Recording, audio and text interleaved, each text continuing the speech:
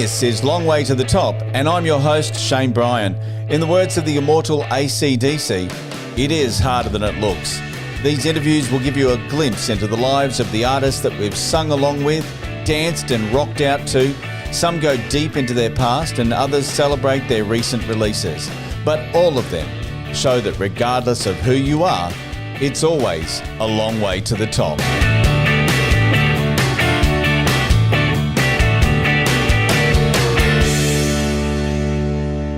In the early 80s, a new breed of music came out of the punk scene in the UK called New Wave. It was fronted by bands like Duran Duran, Spandau Ballet, Human League, Devo and ABC. By 1982-83, the British invasion was well underway, and in Australia, shows like Countdown embraced it, and new wave bands became a regular on the show. Well, there was nothing like it in Australia. We had pub rock bands like Chisel and experimental bands like Split Enz. We were waiting for a new wave act to hit the scene that could match the UK invasion. And then there was a beat for us, and we were suddenly listening to Pseudo Echo. Mr. Brian Canham, Mr. Pseudo Echo himself, joins us on the show. How are you, mate? I'm good, thanks, Shane. How are you going? Yeah, pretty good. You guys were the first. I mean, really, weren't you?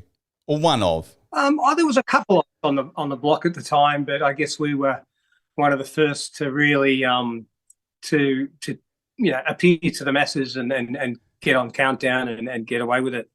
Yeah, and because that was a massive thing, and this is one thing that I really wanted to talk with you about too, because there's a lot of bands, especially around that time, that were brand new, unsigned, and I guess that they were looking for their break, and Countdown was really a big break for a lot of bands. Yeah, absolutely. Yeah, it was. I mean, look, for me, I grew up watching the show and aspiring to be a pop star, and be on a show like that, and which every band did in those days, and to realize it had such a captive audience and it had such power, and we got on there, and all of a sudden, instead of just a couple of hundred people in Melbourne knowing about the band, all of a sudden a couple of million people knew about the band. And, they had to have Molly, wave your flag for you and say he liked it. And that was a pretty good start for you. But you knew of Molly, or you knew Molly because you were part of the music scene in Melbourne, the club scene, yeah?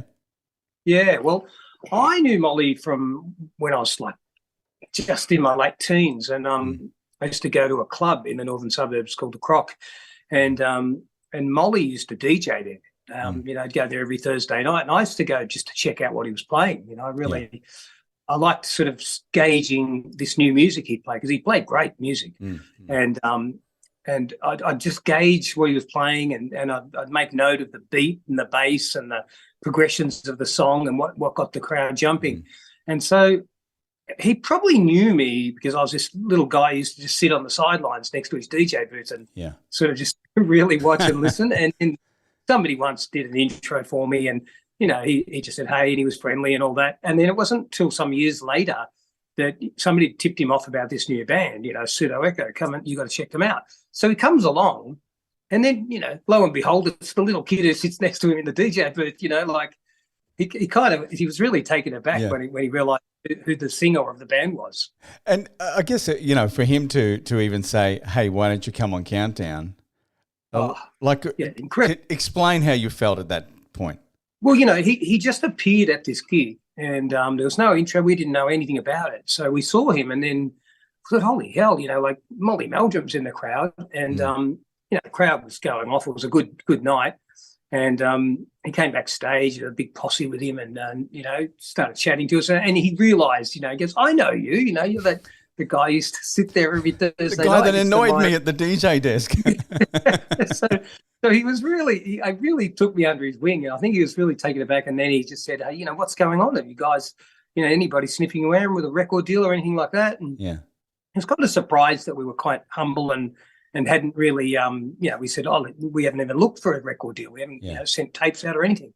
So he says, look, you guys need to be on Countdown. And we're like, of course, But he didn't actually ask us that night. He just sort of mentioned something about, you need to be on there, or give me another tape of what you've got, your latest stuff. And so we said, we handed him another cassette. And it was the next week he called our manager and said, look, I'm going to get the guys on Countdown. And so we couldn't believe it. It was so like, it's every band's dream, and so the ABC were fantastic. They all moonlighted on a weeknight or something and came in after hours, set up a set for us with all props and things, and we did a little sort of lip sync to the track that we recorded. We did a bit more polished version of our first demo, and they kind of cut together a little mini clip, and then that was what Molly introduced us on Countdown with that clip. So it wasn't live; it was recorded. That's right. It was like a mini clip, basically. A low budget looking clip, but it looked great because it was we just used all the station's props and station lights, and the crew were really enthusiastic, and I think they all took us under their wing too, and they felt like we're breaking this new band. And so by the time Molly gave this big fanfare about us, and everybody check them out, new record companies, you don't open your eyes and open your ears and listen to this band. So it was a great intro for us, and within a month or so we were seriously negotiating deals with different labels and seeing who was gonna put the cards on the table. Wow. I mean, if we look back now and at bands that are up and coming, and there really is nothing like that for a band these days, is there? No, that's right. It's really hard now. I mean, look, to some respect, you've got streaming music that anybody can really get their music up on the platform, but there's so much, and how do you find it, and who's going to find it? So having that sort of dominant show that was so powerful and had a captive audience, and it was on both nights, Saturday and Sunday. So there was I think the new program was on the Sunday, but the Saturday would be a repeat of the show before. So you really got 2 weeks. You really got your money's worth. And so it was fantastic. Somebody missed it on the Sunday, they catch it the next week on the Saturday. And so you're getting this real saturation, like even if your single was crap and didn't go anywhere, you still got 2 nights on prime time TV. It's incredible. Yeah, and I guess I'm going through the same process with a friend of mine, Randall Waller, who you may know. He was the lead singer of Avion. I think he was around at the time when you were coming out as well. He's back to, new album. What do I do? How do I get it out there? I mean, it's a hard slog for any artist, regardless of whether they're new or old. Because, I mean, how are you going to find, 2 million people or 3 million people to listen to your music in one hit? Yeah. Now, I mean, ironically, your song was called Listening, Did you realise at the time that it was going to become such a big hit for you? Not really, no. We didn't even favour that song. We just had a bunch of pop songs. And Molly even said, when he said, I want you to come on Countdown, he said, just choose whichever one of your songs you want to go on. He wasn't partial to anyone in particular. And we said, okay, we think this one, because this is kind of the most poppy kind of tune. Yeah. And he knew it. He knew from the original demo, and he said, yeah, that's a great song. But he goes, all your songs are great. So, you just go with the one you want to go with. So it was random that we just went with that. So when we eventually signed to EMI, obviously they were going to go with the song that we debuted. So they said, that's going to be the single, and then it became the official single, and then Countdown was stoked to debut the initial original video clip, the official video. So we really got a good run on that first song on Countdown. Yeah. Now you obviously your first album, which was Autumnal Park. Did I pronounce that right? Everyone pronounces it completely different. Autumnal. Yeah, it's one of those. It's like, okay, that album, that's great. Uses that anyway. Where did that come from? It's a lovely autumnal day. Yeah, I'm not even going to ask how that even came about, but that spawned quite a few songs. Of obviously Listening, Beat for You. Another great song that you guys came up with. What was your inspiration, I guess, with the music that you were writing at that time? I mean, where was that coming from? Well, it was definitely the UK invasion, like bands like Ultravox, Simple Minds, Tube Army, Human League, Japan. Early Japan was a big influence. Duran Duran, Spandau, all those new romantic, new wave English bands were definitely, they were prominently on my radar. And I was going from being a teenager who was into Deep Purple, Led Zeppelin and Jimi Hendrix to this transformation, because I just knew that music had sort of run its course. And I thought, there's so many bands playing this style that how are you going to ever have something of your own? So when somebody introduced me to it, I can't remember, some peers that I had at the time, a couple of hipsters, must have said, have a listen to these guys, or have a listen to the singer on this band, and, listen to the keyboards on this. So, the first thing we did was buy some keyboards, because it was everyone played basic drums or guitar. So we just said, we need keyboards. And so, bass player, you're going to play your bass on synth now. And, he didn't even know how to play keyboard. So he's there like this, figuring it out. And then the other guys, he's got a couple of hands this way and that way. He was a guitarist, Tony, and he's playing keyboards. And it was a real experimentation, like and then we'd listen to these bands and we go, listen to these sounds. So when we got those keyboards, we bought a few Rolands, and which are now, they're all iconic keyboards now, Roland, JP8, Prophet 5, Oberheim 8, OB8. And, we were just mesmerized by these cool sounds in the synths, just when you bought them. And then we started to learn. I was obsessed with the sound modeling, and I used to just mess around with it days on days, just remembering where things were and how it affected the sound.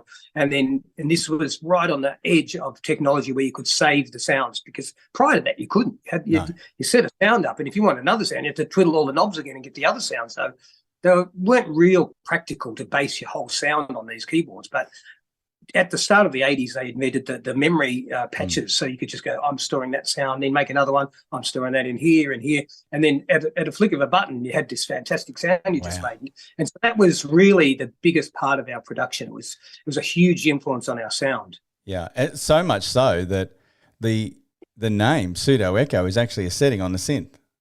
That's right. So ironically, that was one of the older synths that we had, and today an absolute classic, an ARP Odyssey, and it was just a little duophonic keyboard, which when you could sound two keys at a time, and it was predominantly used for soloing and main riffs, and we had one of those, and that didn't have the memories in it. You couldn't store the memories; you had to manually do the sounds. So we'd be reading the manual a lot and trying to work out, like what's a good starting point. And it would give you some example sounds. Right. And as we were flicking through, our keyboard player's sitting on the ground in the rehearsal room, he's looking through the pages, and we're saying, so what are we going to call ourselves? And as he opens the next page, he says, how about Pseudo Echo? I think he said Pseudo Echo Machine, because that was the name of the sound. And we said, Pseudo Echo sounds fantastic. We didn't know even meant at that time, and we just said, it's got a good sound. Sounds like really current and fresh and edgy. So let's just go with that. And we thought it was kind of cool. It was from the manual of the synth we first got. Yeah, it was, and it's better than other bands. One of which we will talk about a little bit later on that you produced, Chocolate Starfish, but we won't go there. No. Now You've been pretty critical, I've got to say, of your songwriting on your first album. In fact, I think you were quoted by saying that you can't even listen to the words. Well, I've done a bit of a circle since then, I reckon, because I first listened to the words and I'd say, I don't know what I was singing about. I just was singing words, that's good together, and occasionally that sounds like it means this, or that sounds like it means this, but it was really just the sound of the words. But strangely enough, over the years, and and reanalyzing and looking at these lyrics, I'm thinking, wow, I think I was really trying to say something there. I had some deep-rooted emotional things that were coming out. Songs like "Stranger in Me," and they were heavy. His eyes, my God, what was I singing about? And, and then it went on to be a cult classic with, Friday 13th. There was something within that was coming out, and I can see there's more to it than even I knew at the time. So, yeah. Yeah. I mean, even A Beat for You, A Beat for You, Inside My Heart. I mean, like that's some touching stuff there. I'm pretty sure there were plenty of guys that said, I've got a song for you to their girlfriend. Yeah. Well, for me, it was, that song, it just came about with a beat. and then the opening riff. And so the beat for you made sense, because I just said, yeah, I've got this beat, I've got this beat for you in this song. And then I thought, well, that sounds good, like a beating heart. So then I started conjuring up this story about, some romantic interest. But it's funny how things start, the drum beat. There was another song that I must have heard, and it had this offset beat, and I really liked the way it was jumping around. And so I was doing, my interpretation of that beat.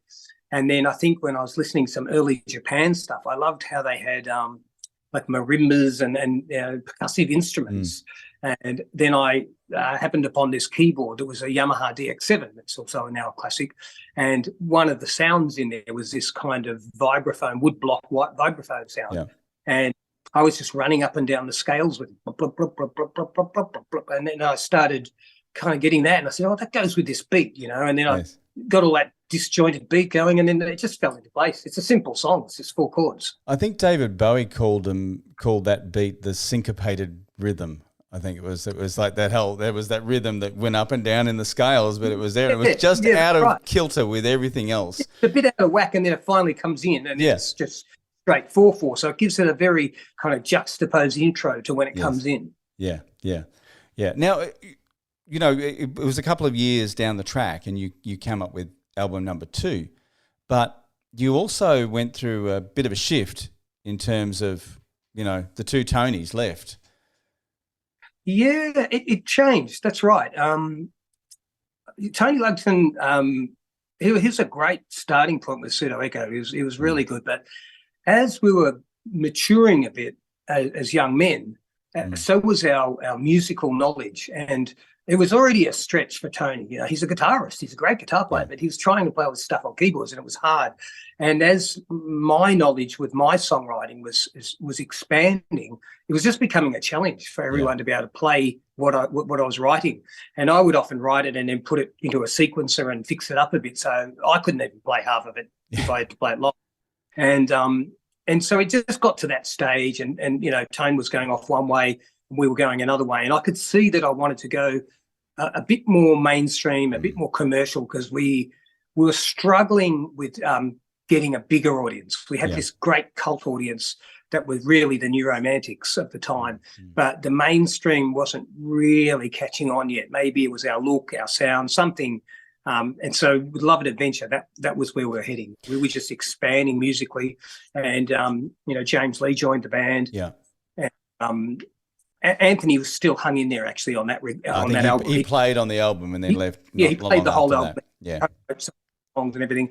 And Anthony didn't depart until we were touring the album. Right. Even though Vince was in a lot of the video clips, James's older brother, but it was Anthony who played or helped with the programming. It was more programming on that album than playing.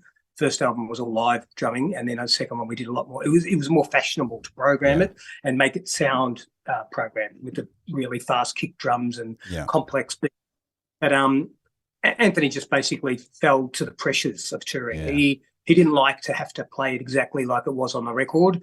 And, in the biz, you've got to really deliver. when you're getting to that level, you can't go, hey, we're going to just do this arty-farty version tonight. They want to hear the hit the way they hear it on the record. And so, Anthony stopped it out, basically. He just said, look, it's not what I want to do. And so we soldiered on, and as we have through the decades, Yeah.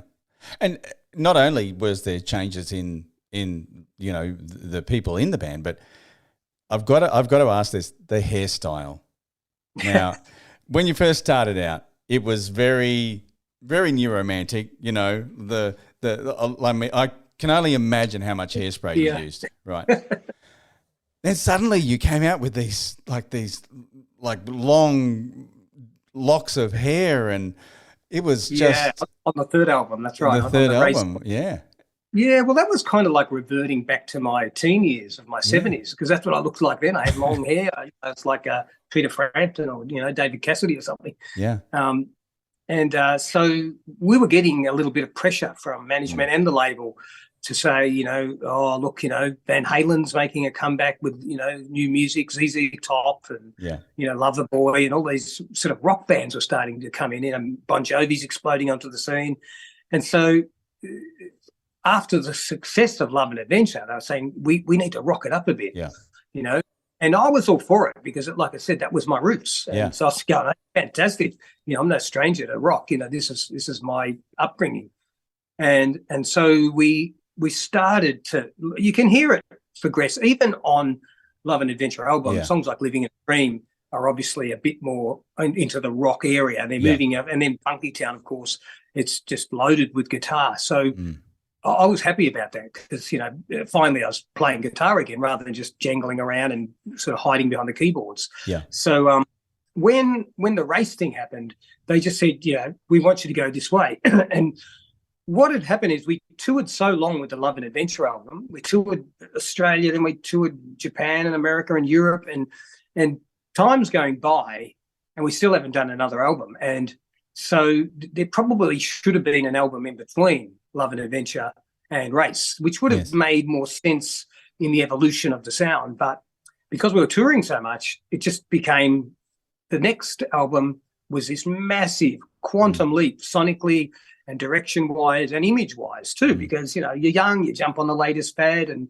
you know, then it's spiky hair, then it's no hair, then it's long hair. So we're just jumping in, you know, and following along as you do when you're, you know, a youngster. And so, yeah, the songs on Race were a big shift. And there's also an internal bit of turmoil happening because as the Lee brothers, then there were the two brothers, and then there was a third brother, and they were getting involved in the writing as well then. Yeah. And that was kind of hard for me because it had always been my baby and I'd been the primary songwriter. And so all of a sudden I was kind of pushed aside and given some songs and saying, hey, we're doing this and this and this. They were great songs they were submitting, but a lot of them weren't my lyrics or they weren't my melody style. So I was struggling a bit with doing these songs delivered to me. And that ended up being, you know, the straw that broke the camel's back. I mean, when I listen back to it now, the record's a good album. It's a great record. But at the time, it was just a massive shock to our fans. And, you know, they didn't know what to think of it. You know, luckily, over the years, it's become a fave again.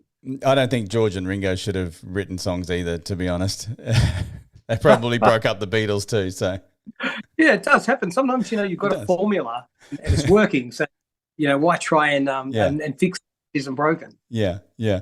Now, Funky Town. I mean, like it was the song really that I kind of feel like Funky Town was the song that really sort of broke you, you know, into the international scene. But it also came with its own problems, and that was how do you match it again?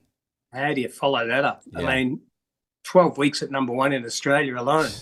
It was number one in so many countries around the world.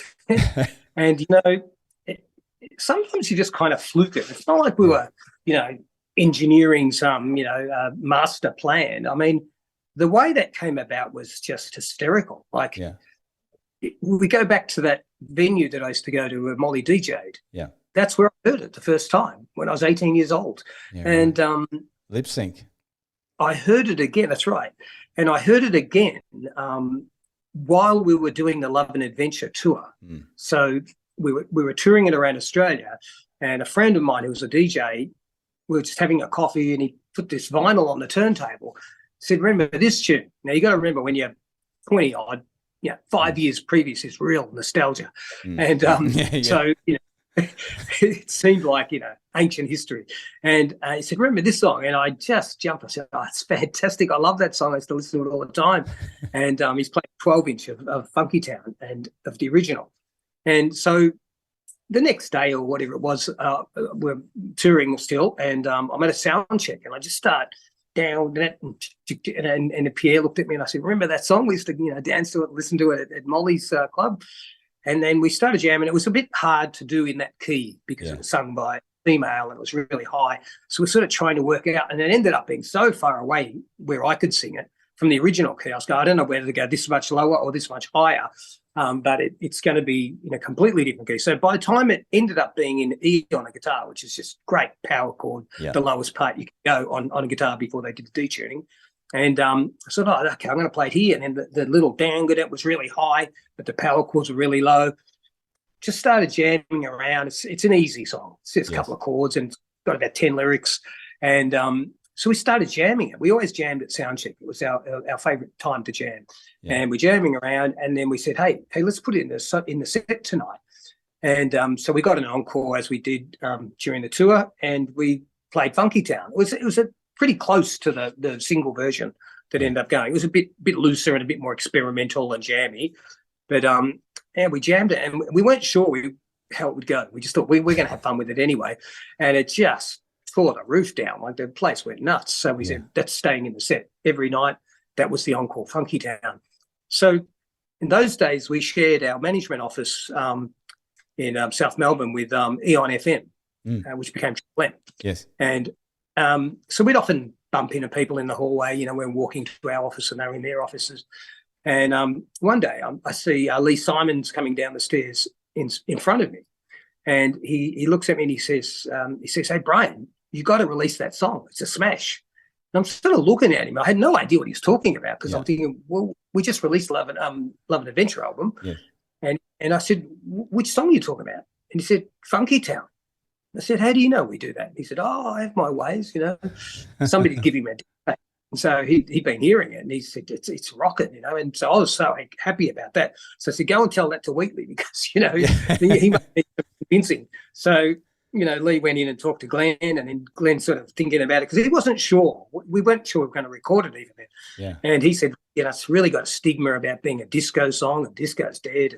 But he said, look, I can see it's going off when you're playing it live. So talked to the record company, and they weren't happy about it at all. They just said, no, that's a really uncool song. And the American record company absolutely they said, no way, man, that's dead in the water. Disco's gone. We don't want to remind them, you know. But I really started getting involved. I said, look, Lee's behind it. You know, the crowd's going nuts for it. We've got to do it. So I did really kind of take off with a bit of a rebel, and I said, I'm going to the studio anyway. We'll deal with who's paying for it, but I'm taking the band in. I'm going to produce it and do it. So I was a bit of a, you know, headstrong young man, and I did that. We didn't even have a producer. The producer who produced Love and Adventure had left the country by then, and so I just got the engineer that I used on the Love and Adventure, old me and Mackenzie. I said, hey, Mac, we'll do this, just us, and I think I know what I want to do with it. So we took it in, spent a couple of days, you know, banging it down. Yeah. And ironically, it did have this big arty intro, and it was a bit like cross between, you know, Pink Floyd and Dire Straits' Money for Nothing. Yeah. It's just a big wanky intro, and we loved it. You know, it was really indulgent with all these sound effects, and then it finally just bursts into the big main riff. But when we were doing the extended version of it in the studio, we were cutting together all the various combinations of instruments, and one of the combos was just a kick drum. Yeah. And then there was the guitar part I was just jamming on at the end of the song. And it was kind of buried in the mix. I was actually pretending I was in ZZ Top, and I was kind of playing a half-assed version of Legs. Yes. And sort of like this. Yeah, and then it started grooving, and I said, I'm putting that in the outro, and it was underneath. And then when we did this soloing up with the bass drum and that guitar part, it was just unanimous. We just went, holy crap, that's an intro right there. So we had it on the extended mix, but the next day we cut it off the extended mix, kept it on there, did a dupe of it, and then cut it onto the front of the radio version, the 7-inch, and then just ditched the big arty bit that we spent days doing. God knows where that ended up. It'll be on an album somewhere.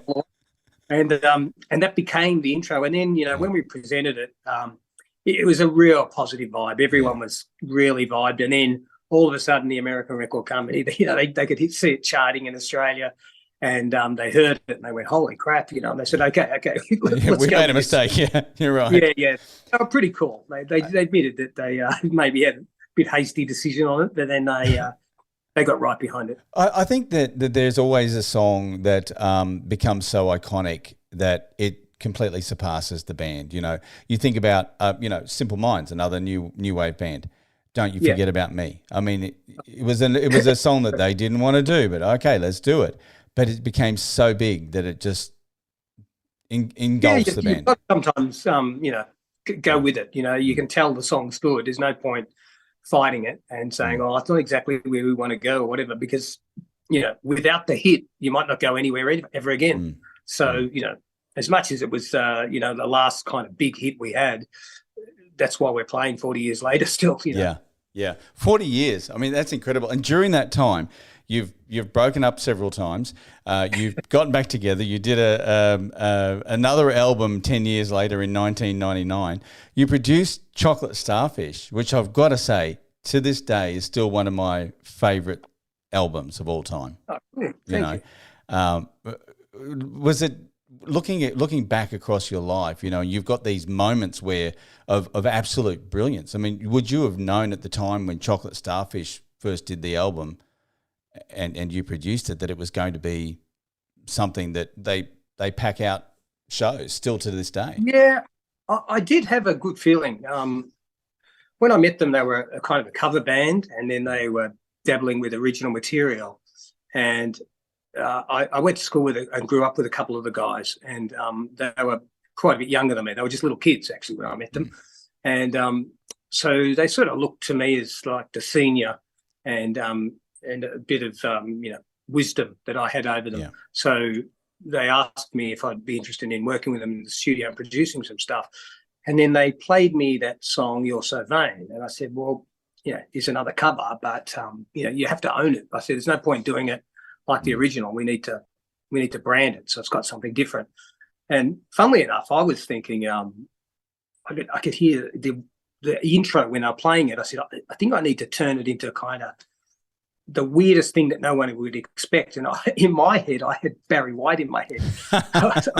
I really did. I was with the Waka Chaka guitar and the moody intro and piano, and then it kicks into the rock song. Yeah. And so it was a runaway success for them. So obviously they got me to do the next couple of albums, and it was one of those things, like we were all mates, and we had a lot of fun, and it was ironic. I recorded it in the same studio that I recorded Autumnal Park in, and with the same label. They were on EMI with us too. So it was kind of nostalgic for me. It was a real trip, to think, wow, I was here, on this console, doing my first ever record, and now I'm here producing a band that I've just had a national hit with, and in the next album, and so it was a real journey for me, and I felt like production might be where I want to go next, and that was when we took a fair hiatus with Pseudo Echo. So I was doing production. But you were still dabbling. I mean, I think you and Darren, the drummer, were from Chocolate Starfish, had a bit of a side project going. Yes, with Brill. So Brill was something. It was a little independent project. I say little because there was no money behind it. It was just our own money, and we just did it on the side in a little studio, and it was just a bit of retro fun. I went back to almost to the 60s, and there was a lot of that sort of early Beatles and the Monkees and those sort of fun bands, and it was just another trip where I was going off in another direction to get some of my material and rejig it and put it out, so I had something. Yes. And it was just a fun thing. We did a little bit of touring, and then we just left it at that. It's what it is, what it was. Yeah. And you're back now doing the Ultimate Tour. I think you've got the final couple of dates coming up in Tassie. Yeah, it's been epic. Leave the best for last. Yeah, really. Yeah, right on. So, we've done 45 theatre dates so far, and it's been a real different level for the band. Big synchronized visuals and lots of dynamics through the set and choreo, and a bigger band, a 6-piece band these days, and a new drummer who's 19 years old. Yeah, Abby, our saviour, we call her, because we went through 5 drummers on the Ultimate Tour alone. There's a lot of dynamics in a band, and it's not just your ability. The personalities are a massive part of it, and you're going to spend a lot of time with people, and we all have different standards and ideas of where we want to go. And the core band, we've known each other for many years, and we're really tight. We're like family. So it's hard getting an outsider in, and then, it doesn't gel, and you're going, this isn't right. We need people like us. And when we get the right people, it shows on stage. You can really see the energy. And so we had so many people pull out at the last minute, crack under pressure or whatever it was, couldn't do it, and left us literally with 2 days before a show to learn a 2-hour set. And my wife, who is our manager, Raquel, had sort of, but she's always on the look for new musos because you always need understudies in case somebody can't do a show. The show's got to go on, so you always need understudies. And so she'll always have her eye out for someone. And she'd been watching this young drummer, female drummer, and she showed me the clip and said, "This girl's great. You got to check her out." She looked so young in her videos. I'm going, "Oh my God, she's great, but Jesus, she looks like she's fresh out of school." I said, "But she's got a real style. I love how she's vibey and I had to think about it. I said, "Gee, we haven't really had a female in the band. We've got a female backing vocalist, but not a muso. Not sure how it'll be received, but thought about it." And Rack had come back to me a few times and said, "I think you need to look at her again. She's great." And I think Rack wrote to her and said, "Would you be interested in auditioning?" And she was freaking out. She said, "I bought tickets to your show." She said, "I'm a big fan. My parents brought me up on Pseudo Echo." I said, "Wow, nice. you're saying the right thing so far." And so we had been thinking about it. And then all of a sudden this drummer pulls out again at the 11th hour, another one, cracks it under the pressure. Can't do it. Oh, I can't make it. It's like the gig is like in 2 days and we cannot postpone it. We can't cancel it. It'll be catastrophic. People make plans and it's a big night out. They plan for months. We said, no, we can't cancel it because everyone's going to be out of the gig and everyone's going to be disappointed and it won't look good. And we just have that motto, the show must go on. I said, we've got to get somebody and it's got to be someone good. And then Raquel again, with the, how about Abby? I said, give her a call. And so we called her up and she said, what do you think? We got 2 days. 2 days. And she just nailed it. I couldn't believe how well she had it together. The first gig, a couple of bits and pieces, but she just soldiered through. And, she was nervous as hell. She was crying after sound check because she was so overwhelmed. And, everyone just loved her and took her under their wing. And she really hit it with the band. The band said, she's one of us. She's staying. And she's just been a hit. Yeah. She's... Now, I won't keep up too much of your time. I have to ask, looking through your set lists that you've been doing over the tour, I'm one of those guys. I noticed that you do quite regularly Send Me an Angel by Real Life. Yeah. Well, Real Life was also an influence to me, believe it or not, even though it's a local band. We just formed Pseudo Echo and then I'd heard about this band Real Life and I remember checking them out and thinking, oh, fantastic. I just thought, God, it was great.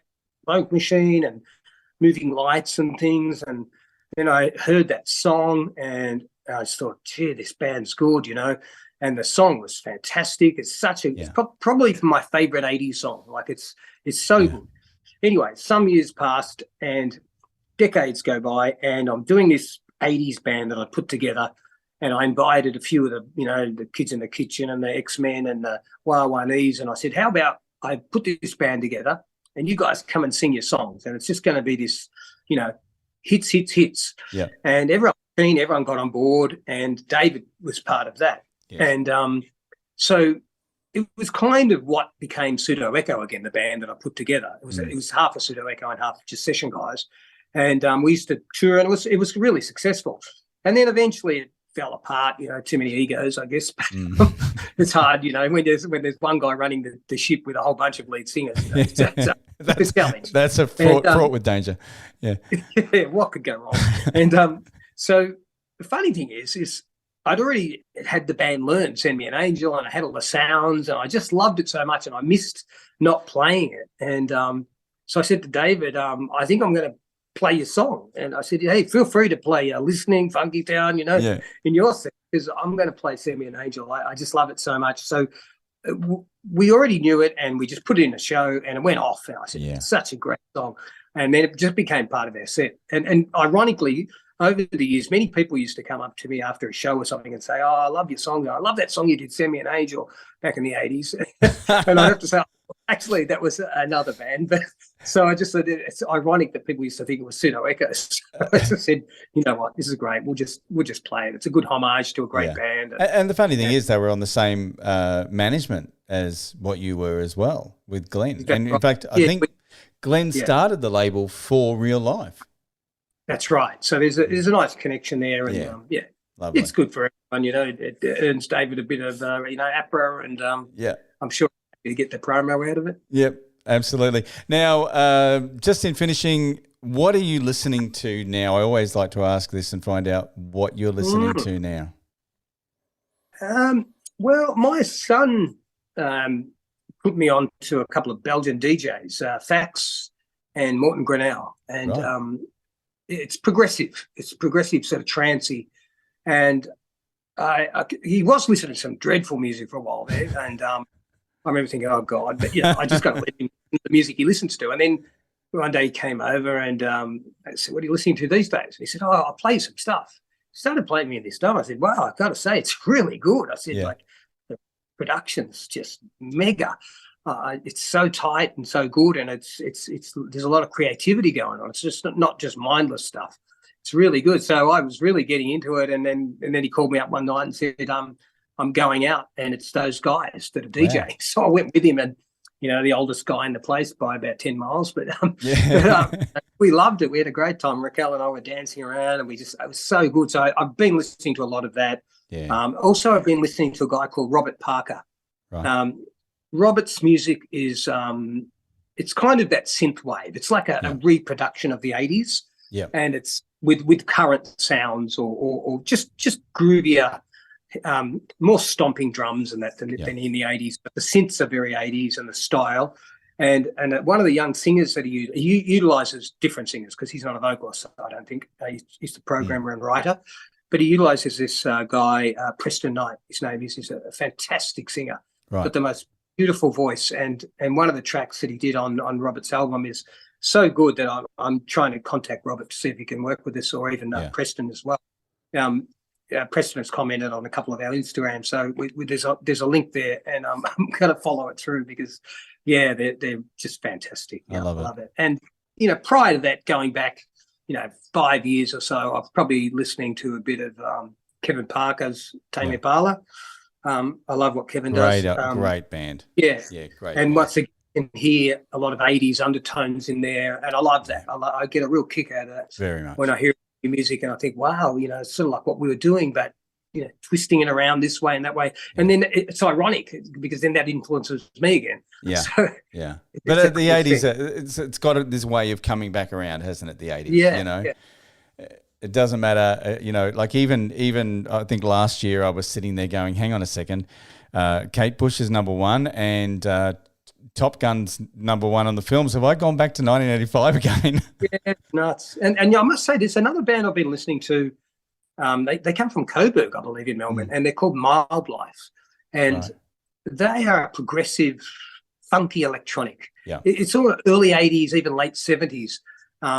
Minimal vocal, but nonetheless, beautiful vocal sound, like very much early David Gilmour sound, a bit of Dark Side of the Moon in there sometimes. But I'm astounded. These bands are just local bands, and they're so good. I'm just hearing it, just going, this is fantastic. There's so much talent out there, isn't there? And just nowhere for them to really go. I often wonder, and look, a lot of them, I guess these millennials, they're different to how we were. There's not so much rock stardom. It's just they sort of play the music and they're kind of understated. There's not a lot of razzmatazz attached. And sometimes that's their undoing a bit. It's like, because I think people still want a bit of razzmatazz in music and entertainment. So, maybe it'll be something that they'll progress into as they mature or as they evolve through their journey. But, a lot of they make their money getting clothing deals, so So it's still great. I love to hear the influences, and it's nice that it influences me back. Yeah, nice. Well, enjoy Tasmania next week, Friday and Saturday, and the dates are on your website, which is still, I think, pseudoecho.net, is it? That's right, pseudoecho.net. Yeah. Brilliant, excellent. Brian Canham, thank you so much for joining us on the show. Thank you. It's been an absolute pleasure. Yeah, great. Thank you. Good to chat. Thanks for listening. I hope you've enjoyed this episode of Long Way to the Top. Hit plus or follow to subscribe to the podcast, and head over to Facebook at the Long Way to the Top podcast and give us a like. Keep on rocking, and I'll catch you on the next episode of Long Way to the Top.